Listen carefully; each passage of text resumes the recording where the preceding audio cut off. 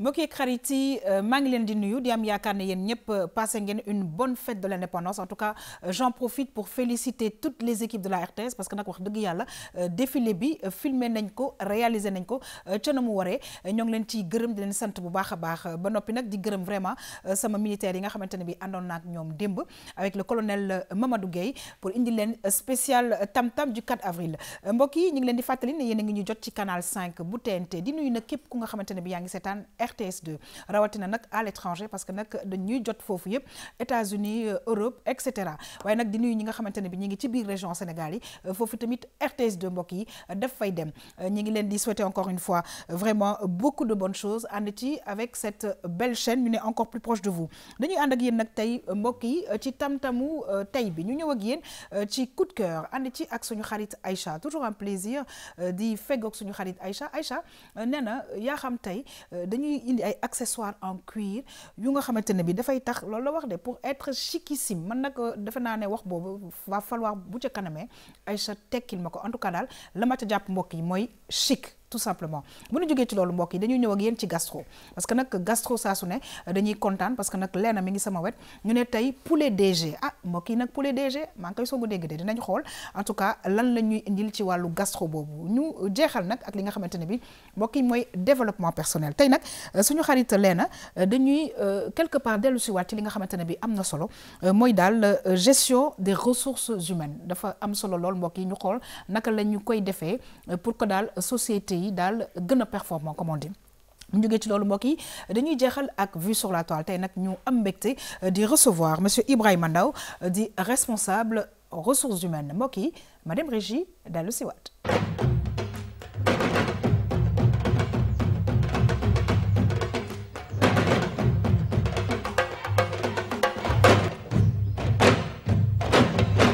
waaw dañuy kontaan nag mbokk yi di feggoowaat ak suñu xarit Léna Sarr muy sunu kal waaye nag moom itamit dañ koy remercier féliciter ko parce que mission bu ñu ko joxoon ci 4 avril bi def na ko daal dafa am fu ma ko tegoon waaye mon colonel leen na ma démb nañ ko def lieutenant colonel waaye nag dellu si waat nañ ci civil bi quand même en tout cas maa ngi lay nuyu Léna c'est toujours un très grand plaisir à chaque fois yow tamit di feggoog yow nga ñëw ak ñun tey ci développement personnel bu am solo parce que bu ñu ne ressources humaines dañuy xalaat daal lëkkaloo bi nga xamante ne bi personnel bi am nañ ko ak daal gox boobu la nga xamante ne bi maillon bu assez important la ci société pour que daal vraiment société yi gën a performant nit ñi gën a nekk ci jàmm pour mën a doxal liggéey bi normalement ñoo ngi lay nuyu Léna. maa ngi lay fay yaa xam di nuyu aussi suñu invité ak Aïcha di nuyu aussi téléspectateurs yi comme ni nga ko waxee nag te li tax sax ñu indi sujet boobu c'est parce que abordé woon nga ko fi.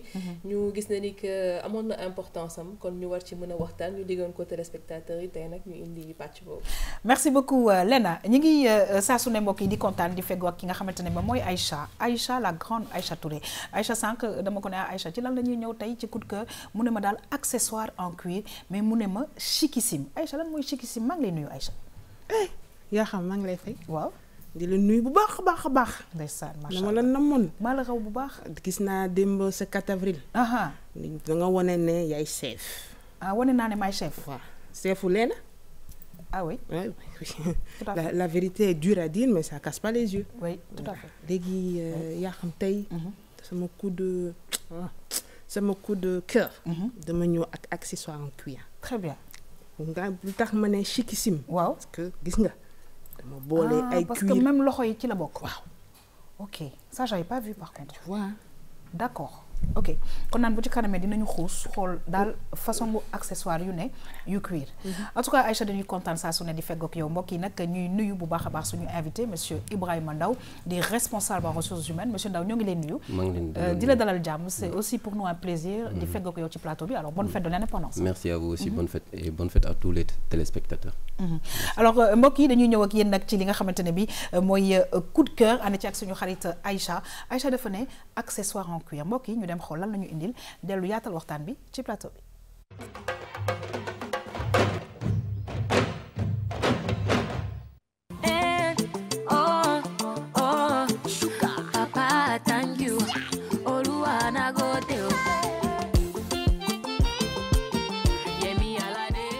inspiration dafa nekk ci nit nga war a góorgóorlu ba li nekk ci yow naturellement nga génne ko ci yow nga wasin ko. It's supposed to pop, it's supposed to chill. pourquoi pas le cuir. Une matière noble, une matière de provenance divine, benn matière boo xamante ne c'est un sous-produit. Mala bi buñ ko reyee yàpp bi mooy produit bi non voilà mais cuir moo gën a cher xaw ma ñaata yoon que yàpp bi nga xam ne mooy le produit.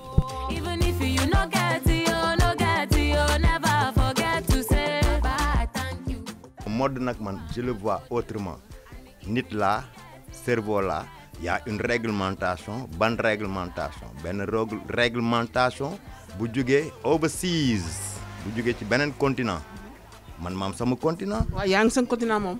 lan mooy sama problème ci inspiration keneen ci tendance keneen lu mu néew man am na fu ma yàlla yónni voilà mais man ma indil sama société ma indil leen li nga xamante ne man moom laa leen ameel voilà donc ñun ñëpp bu ñu booloon tey dañuy am suñu tendance pourquoi pas la tendance africaine pourquoi pas.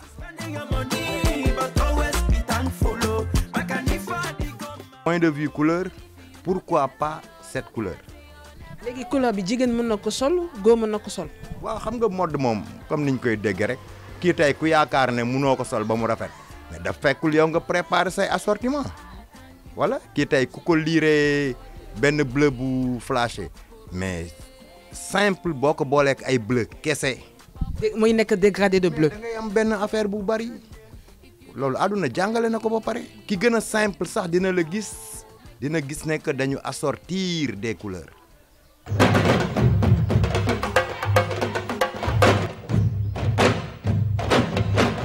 waaw Aïcha dafa mel ni sa coup de cœur nag mujjee na nekk ñun ñëpp suñu coup de cœur te nag xam naa ne ñi ñuy seetaan aussi seen coup de cœur waaye la ma jàpp ci vraiment discours suñu xarit bi le dafa mel ni mooy gëm sa bopp alors mi ngi wax pourquoi pas tendance africaine et c'est vrai que c'est un travail très bien fait te ni ñu ko gisee Aïcha dafa mel na fait à la main. Exactement alors maa ngi koy nuyu Demba Diop. moom il a une marque à lui. léegi Demba moo ñu sax jox accessoires yi. imaginez lii yaa xam. bleu bii. waaw. macha allah. macha allah. gis nga. c'est une couleur. qu'un homme peut porter. oui góor mën na ko toog takk. jigéen même chose. tout à fait. et puis tu es in. léegi chiquissime bi nag laay wax. waaw yaa quoi. sama chiquissime. waaw mooy couleur osée. parce que ñu ngi dugg ci été bi. tout à fait. et accessoire en cuir moo xew. pourquoi c'est à la mode. parce que soo solee sa yére. waaw tubaab wala yére africain. wala n'importe quel habit nga def ci sa accessoire en cuir gis nga. très bien. dama ko boole ak ay bijoux. ok. perles bijoux. ok. ma def ci bracelet en cuir. muy leer ak feeñ. voilà ça se perd. on retrouve. tout à fait. voilà gis nga pochette bi. mais yaa xam ni soo ko amoon. non lu du bëri bare laay am dugal ci nag xaalis bu bare. waaw incha allah amiin waay. voilà parce que pochette sans argent c'est pas la peine. dëgg la gis nga. et lii yëpp c'est fait à la main.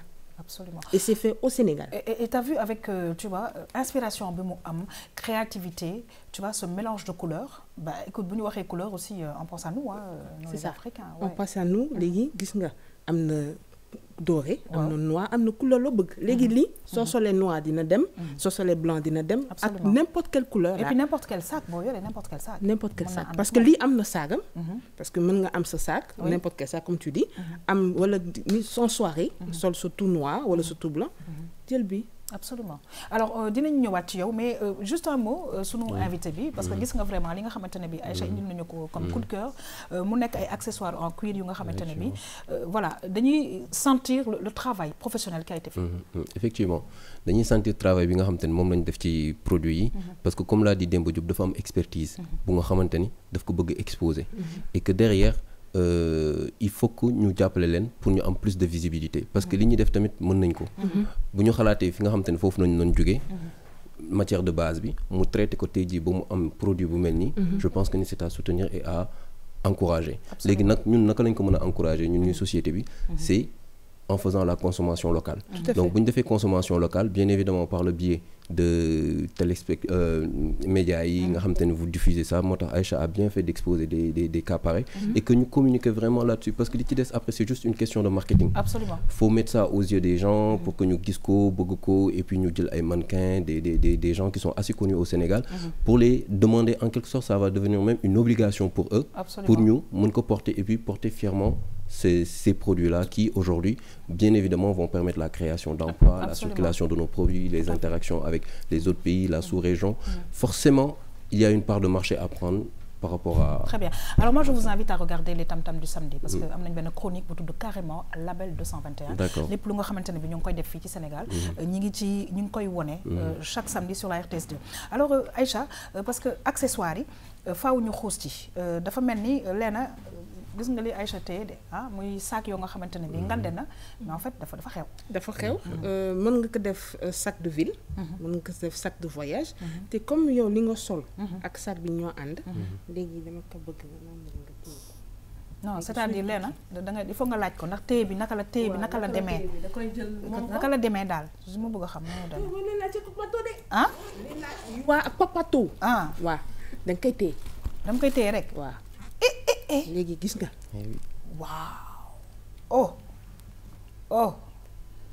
waaw. waaw téléspectateurs yi nag wax dëgg yàlla li waa ji wax dëgg la c'est-à-dire luy tax ñuy jéggaani tamit. monsieur Ndaw ma won la dàll bi lan moo tax ñuy jéggaani. parce que dafa ànd ak li ma sol sax. c'était dit. voilà. Vraiment. Voilà. Alors on voit parce que suñu caméraman yi moom xarañ goo xam ne dinañ ko wane bu baax a baax. dañuy gis le travail qui a été fait. c'est-à-dire minutieux. Finition bi. Est-ce que gis nga finition bi? Oui, effectivement. Il y a pas d'élément qui déborde, c'est bien, c'est fine, c'est bien fait.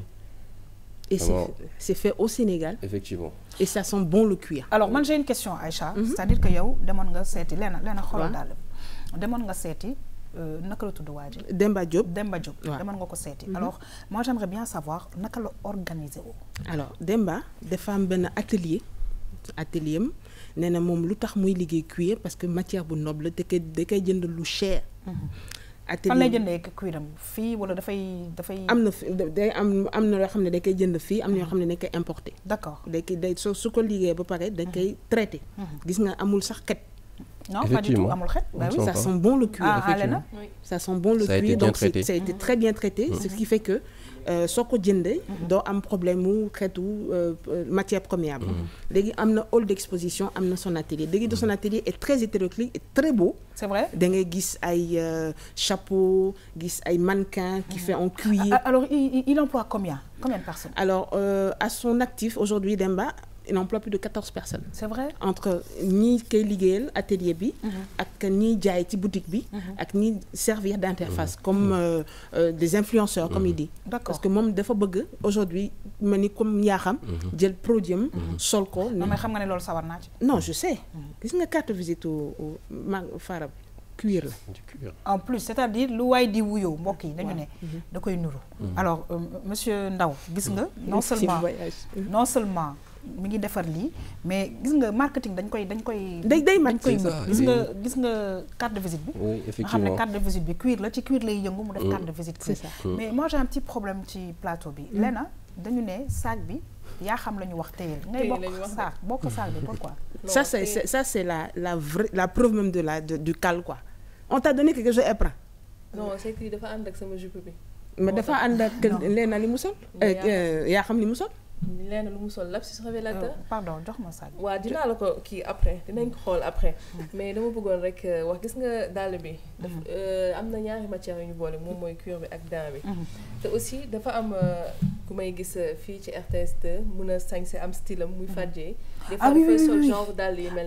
oui c'est vrai. c'est-à-dire que nii mën na niru dàllu góor mais jigéen aussi. dina ko war a mën a sol petite pointure. te soo gisee si élément bi babouche yi mooy yi nga xam ne góor yi dañ koy sol vendredi. dafa am yeneen couleur yu mu ci génne am na yu rose pâle. mauve bi. merci rouge bordeaux bi. jigéen bu ñu solee vendredi nii mooy costume africain yi nga xam ne léegi pour jigéen ñi la. jigéen aussi mën na ko sol de. magnifique xanaa léegi may nga ma saag bi kon. non mayu ma la saag bi ba léegi en tout cas Aïcha comme l'a dit Léna je veux dire couleur yi osé nañ. mais dafa tendance. waaw. alors c'est vrai que Léna mi ngi koy wax aussi Babouchi il a aussi pensé aux femmes. oui il a pensé aux femmes parce que ñun tamit voilà léegi dérangé wu ñu sol ay babouche mélangé ko ak autre chose. en tout cas organisation bi daal man nekk na lu am solo en tout cas ñu ngi lay féliciter Demba parce que nekk Sénégal di def liggéey bi nga xamante ne bi yaakaar naa ne ku ko xool amuloo dara loo ciy wax te nag li gën a important te war a mën a cher na ak loxo lañ ko defal. c'est ça ak loxo di normalement ko loolu liggéey ak loxo day cher. le travail fait main coûte excessivement cher mais aujourd'hui Demba dafa am catégorie produit. d'accord sooy dem foofu Babouchi ngay wax cuir yi parce que cuir dafa am niveau. day am na meilleure qualité prix. léegi moom kan mooy ay clients wam. alors c'est le Sénégalais lambda mais plus de personnes qui viennent de l'extérieur. Ah, d'accord est-ce qu'il y vend en ligne ou pas. il va en ligne dafa am page Facebook am. d'accord la marque s'appelle Farah. Farah by Art. léegi ku dem ci Facebook bi.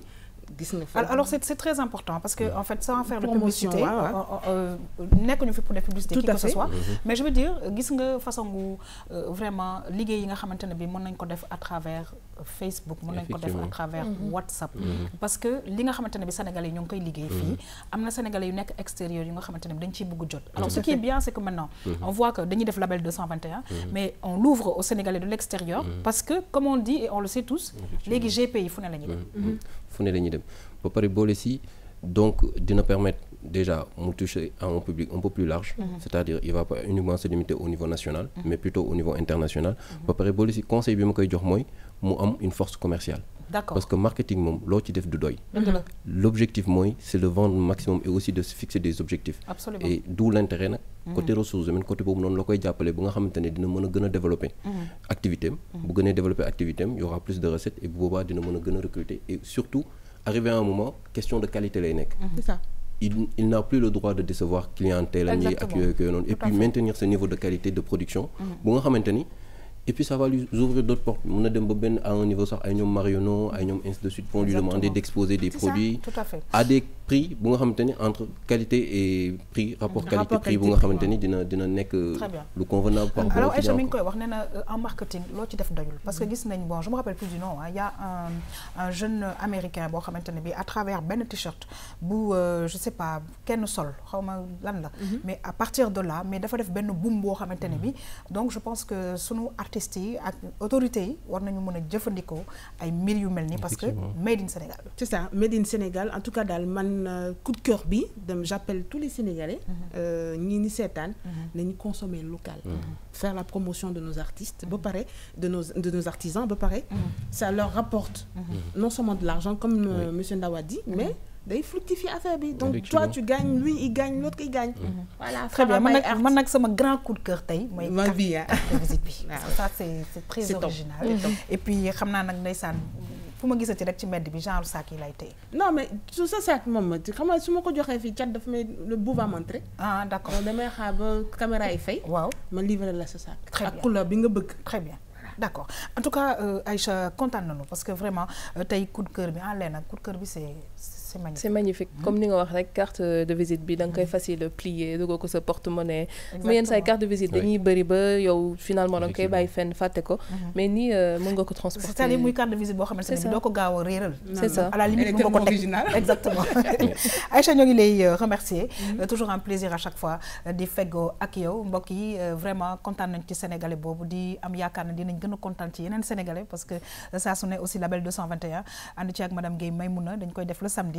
lépp lu sénégalais di liggéey ñu ngi koy góorgóorlu di ko fësal ci émission Tam Tam du samedi Aïcha plaisir de te retrouver la semaine prochaine mais tu restes avec nous alors mbokk yi nu xuus nag ci li nga xamante ne moom mooy gastro parce que nag ci bés bi saa su ne dañ leen di indil ay plats yu nga xamante ne bi dañuy bëgg ñu defar ko rapidement bu ko defee daal jigéen ñi mel na leena mën koo jëfandikoo ba pare wéyal li nga xam ne mooy seen liggéey mbokk yi tey nag ñu indil ñu poulet DG wax dëgg yàlla maa ngi soog a dégg boobu ñu dem xool dellu si waat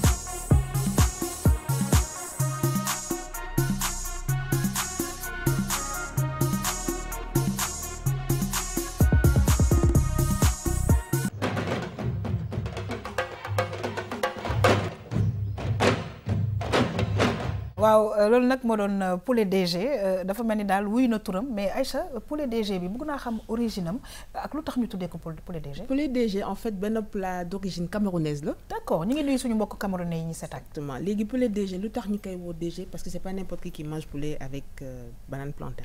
nga xam ne gis nga recette bi. dañuy kii frire banane plantain bi. boole ak poulet bi avec des aromates et tout. donc DG directeur général. oui donc c'est un plat boo xam ne daf c'est servi. et mangé par des boss. d'accord parce qu'il y a boss et il y a bosniaque. ah donc ba léegi dina dinaa turcose. toi tu manges pas ça toutes les raisons t'es pas une boss. voilà donc poulet DG. mooy en général un plat qui est servi à table lors des fêtes. ñoo xam ne Pâques. wala Korité. d'accord Tabaski voilà. très bien alors Léna naka nga gisee vraiment poulet DG bi tey parce que préparation bi. yomb voilà yomb na et comme tout à l'heure ci suuf parce que bu ñuy génnee ay affaires yow da nga ciy wax. yaa ngi wax ne que c'est sain. Il y a des légumes. oui il y a du poulet nga xamante ne bi gaañul kenn. surtout pour les personnes yi nga xam ne dañu am tension. Manger le soir il y a pas de risque. Et j'ai vu que dawlin bi bëriwul. donc voilà légumes poulet tu vois banane. et il faut y penser waaw. voilà c'est ça comme tu dis. c'est ça sel ak poivre la ci def. def ci banane plantain aussi ça donne un goût sucré. kon ci affaire bi. et puis les légumes aussi vraiment dina nekk loo xam ne lu équilibré la. c'est ça surtout le truc et comme tu as dit comme viande blanche la. c'est bon aussi pour les personnes yi nga xam ne dañu am yenn maladies genre cardiovasculaire ak affaire yooyu et tout tension. Donc c'est en place hein, et pour les DG. Très et les DGettes. Oui, et les sarènes. Alors monsieur Ndao gis nga vraiment plat bi nga xamante ne bi tey présenté nañ ko téléspectateurs yi yow lan nga ci xalaat. Ah oui, je trouve que c'est un plat qui est vraiment attractif, beau à voir et c'est coloré, il y a des couleurs. Monsieur Ndao wolof, nous sommes dans tam-tam. Oui, c'est vrai. Donc plat bi c'est fait à base de légumes ak yooyu noonu yëpp donc je trouve que ni lu nga xamante ni dina baax ci santé nit ki la. Et que comme il y a beaucoup de verre aussi, c'est favorisé pour une bonne santé, pour am santé bu nga xamante ni dina. Très bien. Alors Aïcha nag comme ni ñu koy faral di waxee je pense que c'est vrai que ñun on mange beaucoup de riz au Sénégal mais de temps en temps aussi jël ay yi nga xamante ne bi baax na ci santé ñëpp dinañ ko mën a lekk tu vois amul ay risque de tension ou autre je pense que ça le fait moo tax ñuy indi chaque fois gastro pour vraiment di won ay yeneen plat sénégalais bëgg nañ ginaar waaye nag ginaar bi nan ko toggee baax na. c'est ça léegi ba pare c'est copieux hein yaa xam plat bi ñett mën na ko lekk. c'est-à-dire que c'est pas faire comme les sarènes là. Mettre le plat devant elle et manger. Donc c'est un plat boo xam ne non seulement ça réunit beaucoup de gens. Exactement. mais c'est copieux dafa diis ndax plantain bi ndax gannaaw guins bi. am ñoo xam ne dañ koy lekk ak mburu pour accompagner. ou bien mettre saaf banane plantain à part. boole ko mais c'est très bon alors Léna léegi est-ce que sopp nga ci mu am jus parce que xam nga ak légume bi yooyu sopp nga mu am jus. waaw su amee jus nag moom defe naa moom mooy gën. parce que dina tax légumes yi gën a mën a passer. surtout pour les personnes yi nga xam ne bëgguñu légumes et surtout que dafa bëri légumes verts. parce que si légumes yi souvent légumes verts moom la ñuy gën di faral di bañ. surtout xale yi. mais bu gënee am jus aussi xam nga di nga ko mën a boole ak tuuti pain comme caameen yi ñoom. très bien jàpp naa la yow de jàpp naa la bu baax a baax. en tout cas mbokk yi lii nag moo doon vraiment recette bi ñu leen indil tey muy poulet DG facile à préparer xorom ak kii rek lañ ko def poobar def ci ay légumes vraiment préparation bi simple te nag ñëpp mën nañ ko jëfandikoo mbokk yi nu xuus nag ci émission bi daal di ñëw ci développement personnel ànd ci ak Léna ak invité monsieur Ibrahima Ndao di responsable en ressources humaines Léna nee nañu ci biir loolu tey dañuy ñëw ak yéen ci gestion des ressources humaines ci biir entreprise mbokk yi ñu wax nañ ko la dernière fois mu nekk lu am solo donc ci boppu li nga xamante ne bi mooy poste boobule ci entreprise bi DRH lan mooy rôle am ci biir entreprise bi mu nekk sànq ñu ngi koy junj tuuti rôle bu am importance donc mbokk yi duñu dem xool def lu dul xool lan lañ ci Léna indil mbokk yi dellu nag yaatal waxtaan bi bu baax ak suñu invité.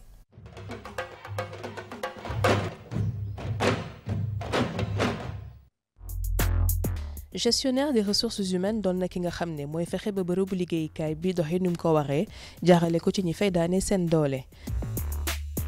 mooy dox diggante patron yi ak liggéeykat yi fexe ba wàll bu ne gis ci boppam. ci entreprise yu bari balaa ñu lay fal faw rekk nga jaar ci gestionnaire des ressources humaines ndax moom mooy xool ndax sa xam-xam méngoo na ak li ñuy wut mooy waxtaane mbirum salaire ak yelleef. entreprise su bëggee jëm kanam faw rekk mu tànn bu baax kii di gestionnaire des ressources humaines. ñu bari nag fii ci Sénégal xamuñu lan mooy wareefu directeur des ressources humaines loolu waral tey ci seen rubrique développement personnel ci tam-tam ñu fas yéene waxtaanee wàllu boobu.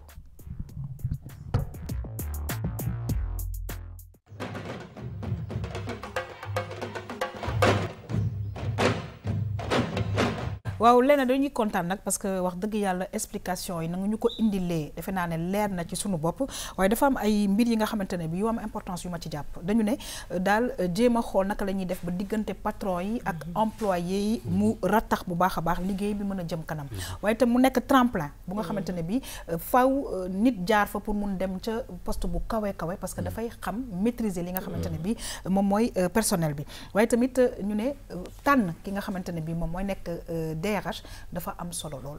wóor parce que pour sa entreprise mën a jëm kanam dama yaakaar ne il faut que nga am koo xam ne nii maîtriser na sa entreprise maîtriser na aussi ñi fay liggéeyee parce que rôle directeur ressources humaines dafa war a nekk rôle médiateur moom moo war a dox ci li nga xam ne entreprise moom lay ut ak est-ce que loolu ñuy ut mi ngi ci ñi nga xam ne ñoom ñooy salariés yi tey nag ñu am fi koo xam ne nii xelam dafa màcc ci loolu kon moom mooy monsieur Ibrahima Ndaw parce que yaa xam sax moom moo tax tey ji ma choisir sujet boobu daf ko waxoon ñu gis nag importance boobu ñu ne nag tey nañ ñëw ñu waxtaanee ko li ma bëggoon njëkk la laaj rek moom mooy rôle directeur ressources humaines lan la. alors directeur ressources humaines moom liggéeyam mooy def de telle sorte fexe ba nga xamante ni entreprise bi objectif yi nga xamante ni moom la teg mu ne man tey ñi ngi 2018 man dama bëgg egg bërëb sangam 2020 2025 bëgg naa nekk dans tel domaine bu boobaa ñu xool ñan ñi nga xamante ni ci marché de l'emploi bi tey jii nii ñoo am compétence ñoo am aptitude yi ñu xam naka la ñuy mën a agencer loolu noonu boole leen de telle sorte nga xamante ni dinañ mën a atteindre seen objectif egg fi nga xamante ni foofu la entreprise bi bëggee egg ba pare boole si jël en considération jël ñi nga xamante ni ñoom ñoo nekk ci entreprise bi xool naka lañ leen di jàppale ñoom itam ba ñu améliorer seen compétences yi ba ñu perfectionner en vue d'atteindre les objectifs définis. parce que gis nga yaa xam dafa am yenn saa yi da ngay gis nit mu ñëw defar CV wam def lettre motivation mais boo ko nee demal postuler bërëb sàmbam dina la ne foofu du ma fa dem parce que balaa nga fay mën a dugg il faut nga xam kenn ku lay mën a defal maanaam bras long lu ñuy woowee bras long est-ce que tey jii directeur ressources humaines moom war na di recruter nit sur base de peut-être kii moom a booleeg moom wala est-ce que daf ko war a def sur base des capacités de la personne qui se présente. effectivement donc recrutement bi dafa am fu muy jaar. ba pare fan lay tàmbalee il faut que direction générale bi ñoom ci bopp ñi nga xam te ne ñoom ñoo nekk ci bopp bi entreprise bi décider ne par exemple dañuy créer tel poste wala par rapport ak objectif bi nga xam te ne moom la ñu bëgg atteindre. il faut que ñu am tel poste tel profil. bu boobaa nag bu fekkee ne dañ ko créer donc ce qu'on appelle détection du besoin.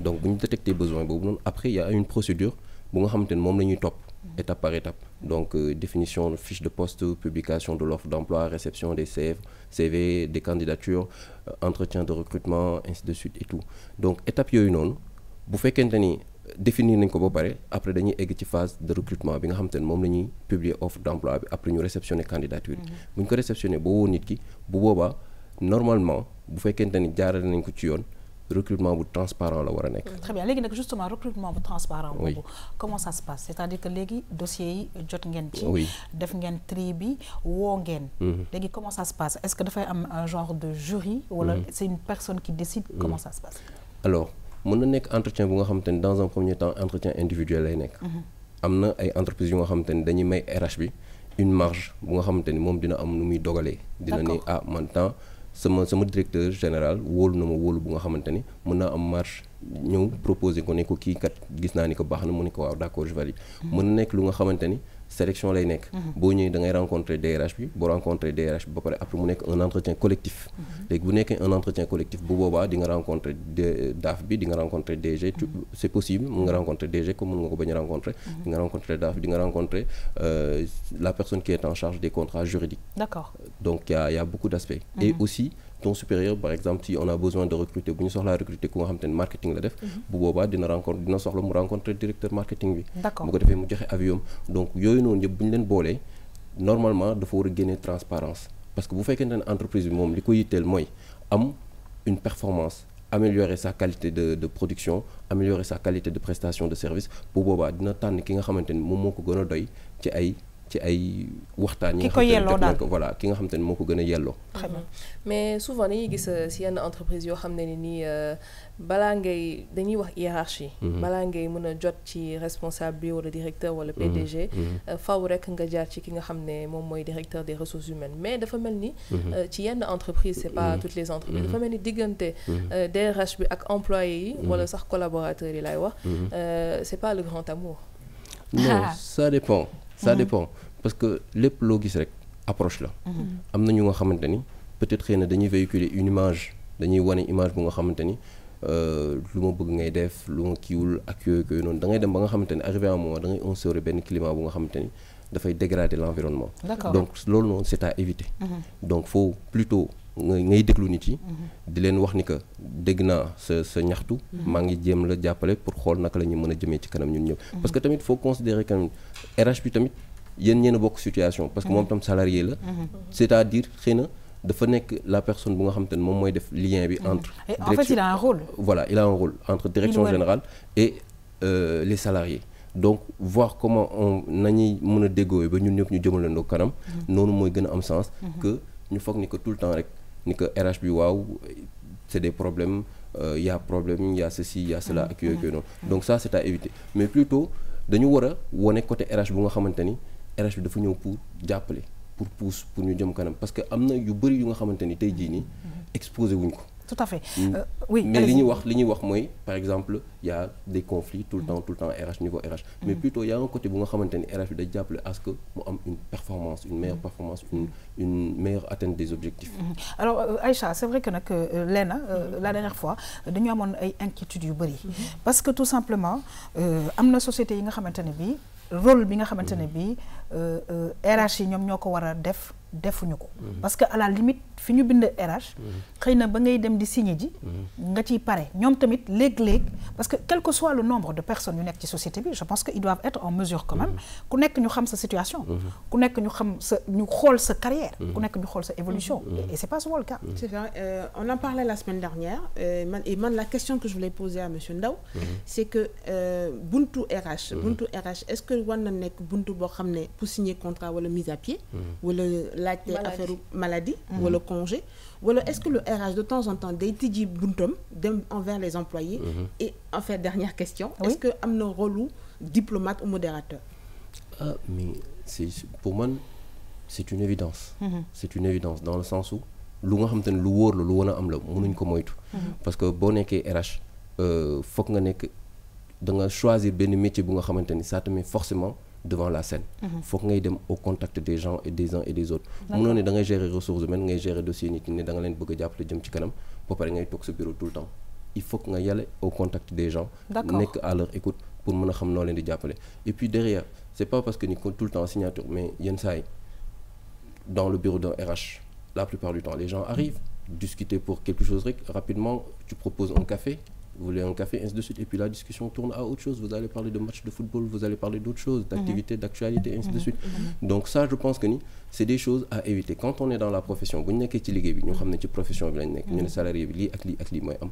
mais en dehors de cette profession-là, en dehors de liggéey boobu noonu, faut que ñu considérer que avant tout aussi ay nit lañ, on a des objectifs, on a des ambitions aussi, on a des choses à réaliser.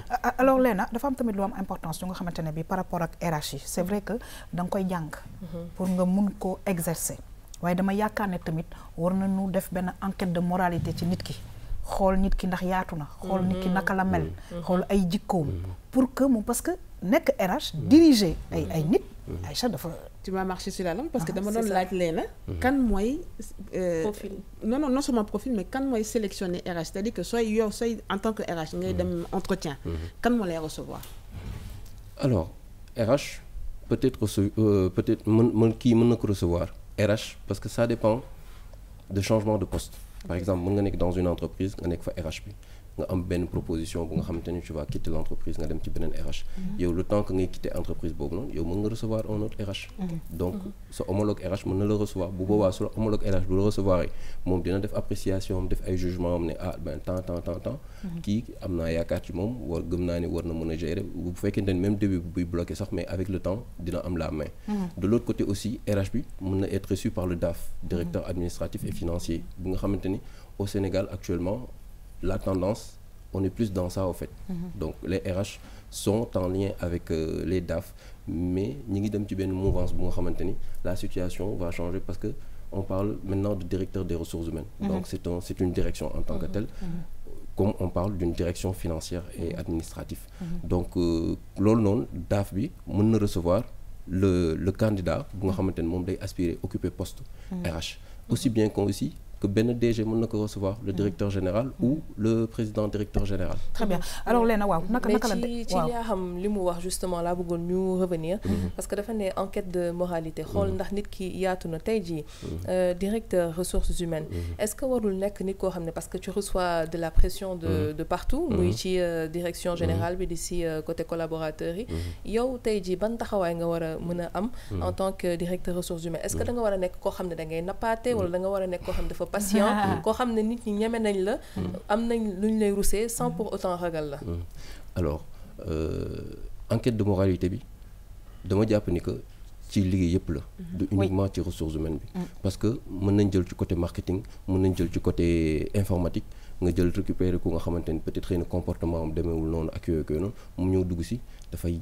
yàq service bi en quelque sorte jaxase day dem ba nga xamante ni nit ki duñ ko mën a canaliser ainsi de suite on n'arrive pas à suivre léegi boobu noonu côté boobu noonu loolu que ça soit RH ou pas RH dafa war a am léegi RH bi moom ci boppam buñ koy recruter ni mu war a mel mooy la pire des choses à ne pas faire mooy foog ni que da ngay nappaati boo ñëwee pour nappaati du dem parce que nit yi moomoo leen nit yi dañuy def li nga xamante ne moom lañu sentir et c'est des adultes qui sont là c'est des adultes donc faut les considérer comme sa égal même boo ko magee avec 5 ans 10 ans ainsi de suite faut considérer la personne parce que faut pas oublier lenn moo leen lié mooy le contrat de travail et le contrat de travail foog nga respecter ko et que moom tam mu respecter ko contrat de travail moo tax nag foofu nag la erreur di amee li ci ëpp dañuy ñëw ñu jël affaire bi ñu def ko une affaire individuelle alors que c'est sur la base d'un contrat d'accord donc loolu noonu c'est des choses yu nga xamante ne ay clivage la yu nga xamante ne foog RH bi tenir compte de ça mais boo ñëwee bëgg jaay ay affaire de nappaate ak yooyu du dem et puis il y a des choses yu nga xamante ni un RH doit forcément avoir ces qualités là mënoo ne da ngay def RH ba pare boole si derrière à côté de cela ne doo laa biir ne par exemple t'es pas tolérant ne par exemple xamuloo kenn fu ñu la kii rek nga wuyu ainsi de suite tu arrives en bras de fer non loolu boo ko defee en fait tu vas noyer la société da ngay yàq activité wu société bi da ngay dem ba nga xamante ni entreprise bi duñ fa bëggati dañuy démotiver duñ fa bëgg liggéeyati ak yooyu noonu alors que yow sa RH yow mi RH sa rôle mooy rendre attractive l'entreprise ba nga xamante ni képp kuy liggéey ci entreprise bi dina def de telle sorte nga xamante ni chaque jour chaque matin dafa war a xëy yàqamti ñëw liggéey si bu wàcc jotee sax à la limite mën na fàtte heure wàcc bi parce que tellement que la personne est à l'aise dans son environnement une chose et puis derrière que ñeneen ñoom ci seen bopp ñoom ñuy exposer entreprise yi en dehors de l'entreprise bu ñu ñibbee seen kër wala leurs amis ak yooyu ba nga seen xarit sax ñoom ci zone bopp dañuy bëgg entreprise bi bëgg ñëw intégrer entreprise et je pense que ni loolu mooy rôle RH bi nga xamante ni bu fekkente ni mi ngi ci loolu du am yenn difficultés yu nga xamante ni peut-être xëy na moom la ñenn ñi di am peut-être aussi revenir rapidement ci li nga xam ne sànq jot nga kaa évoqué moom mooy fexe ba nit ki aussi buy liggéey ci yow parce que am na ay aptitudes yoo xam ne ñëwaale na ko muy personnel di professionnel mais est-ce que aussi du seen rôle yéen ngeen permettre nit ki mu gën a évoluer ci carrière am en faisant des formations par exemple mooy li ñu doon waxtaanee keroog mooy plan de carrière est-ce que aussi loolu tamit du rôle lu responsable ressources humaines yi effectivement donc c'est pleinement responsable ressources humaines moom mi ngi touché ci activités yu bëri activités yëpp de l'entreprise je peux dire parce que nit ki buy ñëw au fait ci entreprise bi ça dépend ci ni mu duggee ci entreprise bu fekkente ne dafa dugg si avec zéro expérience comme on dit bu boobaa il va falloir former la personne c'est ce qu'on appelle la formation dans le tas donc nit ki day ñëw qu'on le veuille ou non en prenant l'ascenseur avec son supérieur hiérarchique ou soit en descendant les escaliers ce supérieur hiérarchique dina la wax ay informations yi nga xam te ne yaa ngi koy intégrer dina la permettre nga mën a gën a def sa liggéey donc c'est ce qu'on appelle information informelle c'est pas passé par mail c'est pas passé par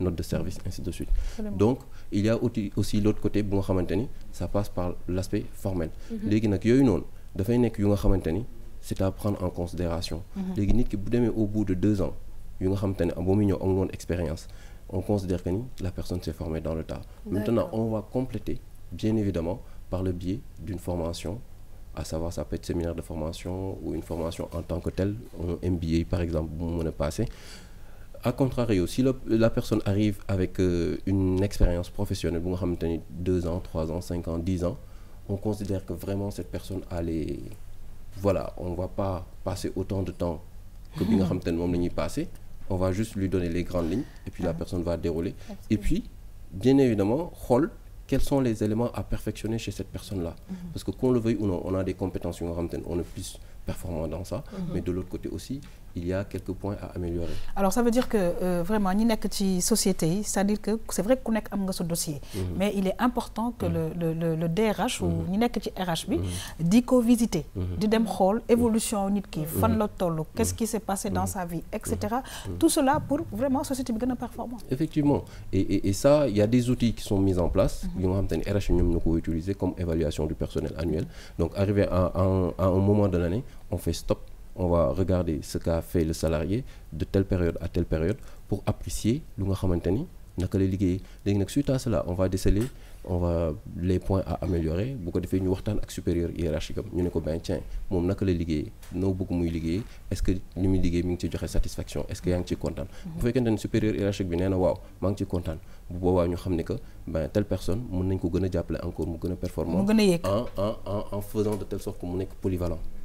Donc mu am une polyvalence donc bu fekkente ne nag supérieur hiérarchique bi dafa gis ne ko ben tel point war nañ ko mën a améliorer bu boobaa on va s'entretenir avec le salarié et lui dire que ni ben tiens yaa ngi def lii mais dañu jàpp ni ko war nga ko gën a mën a gën a def léegi dañ lay yóbbu formation pour nga dem suivre formation bi ainsi de suite léegi nag nit ki bu demee suivre formation boobu noonu bu ñëwee en principe logiquement war nañ mën a xoolaat situation à savoir situation salaire à savoir perspective de carrière poste bi nga xam te ne moom la mën a occuper mën nañ changer par exemple intitulé de son poste pour lu gën a donner kii et que il y ait une reconnaissance de la part de l'organisation bu ko defee nit ki gën a bëgg liggéeyam gën a jëm kanam et que derrière aussi direction générale organisation va y trouver un intérêt parce qu'on va avoir un salarié qui connaît bien l'entreprise qui aujourd'hui a suivi une formation et qui va mettre en pratique moom mooy mettre en pratique li nga xamante ni moom la jàng et que derrière il va y avoir des retombées financières beaucoup plus considérables. Mais justement ci côté boobu loolu bu xësee ba am est-ce que am na yéen aussi ay actions yoo xam ne da ngeen koy def pour que peut-être salarié boobu ni mu dem ba dem defi formation mu ñëwaat mu apporter du positif à l'entreprise que yeneen yi aussi ñu mën a roy ci moom par exemple mu ngeen susciter une concurrence positive aussi tamit ngeen di créer ay team building parce que am na yenn entreprise yoo xam ne ñuy def l'employé du mois par exemple c'est pour un peu encourager cet employé mais aussi ses collègues. Effectivement donc c'est des actions à faire à ne pas manquer. Mais est-ce que entreprise fii nii Sénégal ñu koy def. Ah am na ñu koy ñun dañ koy def man fu ma nekk dañ koy def. waaw d'accord alors c'est vrai que même bu nekkee kayit la. ça booste. Aïcha non ça booste mais yaa xam pour rejoindre un peu Léna. Pour une fois oui il y a des on dit il y a des rumeurs yoo xam ne dañ koy dégg ci entreprise ne RH su fekkee jigéen la bés bu xulee ak jëkkëram. nga mu war a def évaluation mu am problème day influencer note bi muy joxe son employé est-ce que c'est vrai non au fait RH bi en quelque sorte du RH bi moom mooy évaluer mais c'est plutôt le supérieur hiérarchique qui évalue parce que supérieur hiérarchique bi moom moo xam li nga xam te ne moom la collaborateur di def au quotidien parce que RH bi tamit dafa am liggéeyam moom mi nga am ay documents yu mu war a établir mi nga war a suivre mi nga war a participer à des réunions ainsi de suite donc du mën a topp admettons que mu nekk une entreprise d'une centaine de salariés ou 200 salariés du mën topp ku nekk donc après au moment évalué pour mën a xam nit ki lan la liggéey dafay rapproché wu de son supérieur hiérarchique ñoom ñett ñu toog mën nañ toog ñoom ñett comme ça mën nañ def individuel ñoom ñaar supérieur hiérarchique bi et que derrière ñu jël information bi en compte léegi bu ko defee ñu mën a juger le pour et le contre Très bien. Léna, on va terminer. léegi rek pour ñi nga xam ne nii tey jii bu ñu ñëwee postuler ngeen recruter leen naka ngeen di procéder pour mën leen dugal de manière très facile ci entreprise bi pour terminer. Alors pour ñu mën leen dugal il y a ce qu'on appelle le pot d'accueil donc dañuy ñëw nit ki bu ñëwee bees ci entreprise bi il y a 2 dimensions à prendre en considération. Dimension sociale et la dimension technique. D'accord. Dimension sociale bi mooy par exemple nit ki bu ñëwee rek dafa changer environnement xamul fi muy liggéeyee ak yooyu tàmm ko. donc rôle RH bi dafa war a fluidifier en quelque sorte yombal bokk nit ki intégration nit ki. faire les présentations voilà faire les présentations bu boobaa dafay dañuy def RH bi day ànd ak nit ki wees ki ñu def tour de bureau.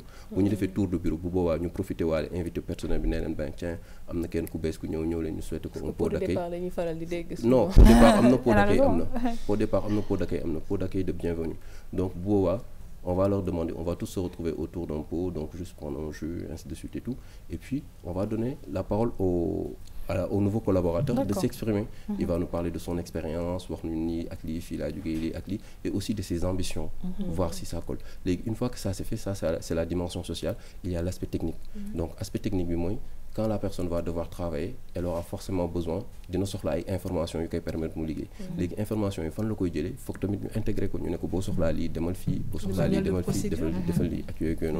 et puis lui wax ko ni mu jege supérieur hiérarchique parce que supérieur hiérarchique après moom moo koy yombalal accès information yi ak yooyu c'est ce qu'on appelle processus de socialisation organisationnelle. Donc bu ñëwee rek dañ koy mettre ci benn processus bu nga xamante ni et puis l'entreprise va y trouver un intérêt bi mu ciy am mooy bu ñëwee dugg rek day opérationnel sur le coup. Si je prends l'exemple le cas d'un commercial bu nga xamante ni dafay liggéey ci benn entreprise buy jaay ay produits ainsi de suite. Bu commercial pendant 5 ans ou plus de 5 ans mi ngi traité avec les clients de l'entreprise tey jii bu jékki-jékki rek quitté bu boobaa buy dem. day am problème day am entreprise bi activité entreprise dina peiner un tout petit peu. Absolument. Mais on ne s'en rend pas compte. Bu fekkente ni janvier février mars la ñu quitté arrivé à la fin de l'année on fait le point sur le chiffre d'affaires bu boobaa dañuy gis ni que son chiffre d'affaires dafa wàcc et on ne va pas comprendre les raisons. C'est tout simplement dû au fait qu'il y a 1 ou 2 commerciaux qui nous ont quittés mais malheureusement le service ressources humaines ou la fonction ressources humaines n'a pas vraiment eu le temps de prendre la relève pour compenser et tout ça il faut qu'il y ait ces processus de la polyvalence voilà. des employés. Alors daal li ma ci mën a jàpp mooy dafa am importance lool ressources humaines ci société moo mën a tax ba ña fay liggéey nekk ci jàmm mën a comme ni nga ko waxee kontaan di ñëw ci société bi waaye surtout performant parce que def naa ne ci société loolu lañ ca sopp kon daal ñi nga xamante ne bi ñu ngi yoree RH yi nañuy génn di xool nit ñi di xool seen ay carrière di xool seen ay carrière di leen nemmeeku tout simplement pour que société bi jëm ci kanam waaw kon nag mbokk yi duñu def rek lu dul remercier monsieur Ibrahima Ndaw nga xamante ne bi responsable en RH en tout cas ñoo ngi koy gërëm di ko sant waaye tamit di gërëm suñu xarit Léna mbokk yi ñi ngi vraiment remercier monsieur Ndaw parce que nag wax dëgg yàlla la nga ñu indil tey yaakaar naa ne employés yi ak employeurs yi dégg nañ bu baax li nga wax kon nag lëkkaloo bi da cay am solo ñu ngi lay sant di la gërëm maa ngi leen delloo gërëm merci beaucoup di fàttali encore une fois donc monsieur Ndaw daal indil nañu ay leeral jëm ci ressources humaines mu nekk pàcc bu am important ci société Léna maa ngi lay remercier parce que nag wax dëgg yàlla saa su ne la nga ñuy indi ci développement personnel danañu jëriñ ñun ñii toog fii waaye dana jëriñ ñi nga xamante ne bii ñoo nekk ci devant seen télévision di ñu seetaan moo am solo lool parce que daal RH daal nanu ubbeeku comme ni ma ko waxee sànq rek pour société bi neex te bu neexee nit ñi liggéey ak xol mu dem tout à fait parce que xam nga damay joxe benn information rek ñu bëri buñ fi ñëwee ba dem dañ naan xamuñu woon ni RTS nii la mel ambiance bi ak affaire yooyu te et puis nekkul ne rubrique bi kii moo koy gérer keneen du ko jox xelam parce que lii par exemple tey suñ ci jàngee ba Aïcha ne jàng na ci téléspectateur aussi jàng si parce que yow yaa ko suggéré woon ñu def ko donc c'est une fierté pour ñun ñëpp di remercier aussi suñu invité surtout pour leeral yi nga xam ne indil nañu ko ak disponibilité di remercier ki ma dendal nii di remercier téléspectateurs yi waaye tamit du ma fàtte remercier ki nga xam ne moom moo ma coiffé muy Keyna coiffure nekk Liberté 5 numéro de téléphone am di 77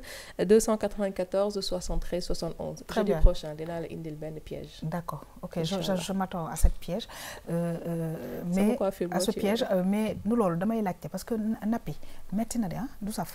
xam nga Alioune Mbaye lan la ma wax nee na ma coiffure bi mooy ban Zulu mooy bëgg a jooy. Mais quand même c'est très joli en tout cas Léna merci beaucoup ñu ngi gërëm di sant bu baax a baax suñu xarit Aïcha vraiment sa coup de cœur neex nañu macha allah Demba Diop moom itamit ñoo ngi koy souhaiter bonne continuation merci Aïcha. merci Yakham merci monsieur Ndao parce que tey jàng naa lu bëri ci rubrique Léna bi maa ngi remercier aussi Farah. parce que xam naa ni moom hors antenne dina distribuer cadeau yi. léegi ku bëgg monsieur Ndao par exemple si vous avez envie d'acheter pour yow wala pour offrir Farah il est à la Gueule Tapée. 77 417 41 05. waaw mbokk yeeg xarit nag dañuy kontaan vraiment ci équipe technique yi nga xamante ne bi saa su ne dañuy ànd ak ñun di liggéey ñoo ngi leen di gërëm di leen sant waaye nag may remercier encore une fois Sali Anne nekk fële ca la brosse di ngeen gis numéro téléphone am di affiché ak adresse am 77 537 67 68 di leen gërëm di leen sant bu baax a baax di leen jox rendez-vous incha allah suba pour beneen émission Tam Tam bonne suite des programmes sur la RTS 2 au revoir.